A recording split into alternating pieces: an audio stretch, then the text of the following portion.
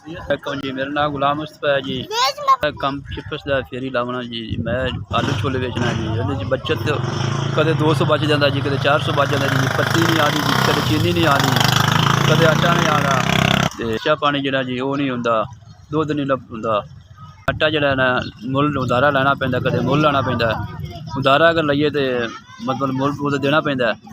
अगर मतलब कि ये जी खर्चा बहुत है जी। कारोबार जो है ने दाइयो बस फेरी का है, कदे 200 बचता है, कदे 400 बचता है, कदे 300 बचता है।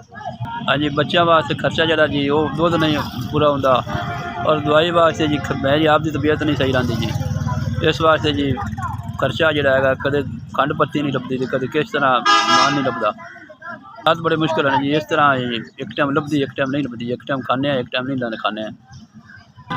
चिप्स का इो जी रोज़गार है जी। कदे आलू नहीं लभदे जी, चिप्स के मतलब कि आलू लाइए तो मिर्चा नहीं लभदियाँ, आलू छोले बेचिए तो चिप्स जोड़ा जी उन्हें खर्चा बहुत है जी, बचत नहीं हैगी जी।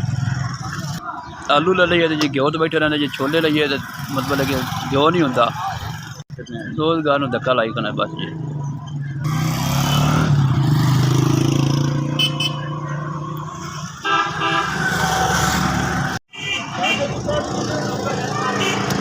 SVS मेहरबानी थोड़ी मियाँ, शुक्रिया थोड़े तरफ 4000 रुपये मिल गया है। अल्लाह तुहानू हज करावे, अल्लाह तुहानू मियाँ सेहत देवे, अल्लाह तुहानू बच्चे खुश रखे जी। मियाँ आबाद थी हो, शाद थी हो, मेहरबानी मियाँ थोड़ी, खुश रहो, आबाद रहो।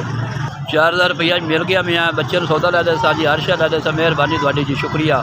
SVS 4000 थोड़े तरफ मियाँ मिल गया, मेहरबानी थानू, अल्लाह ताला तुहानू हज करावे मियाँ, मेहरबानी थोड़ी, शुक्रिया।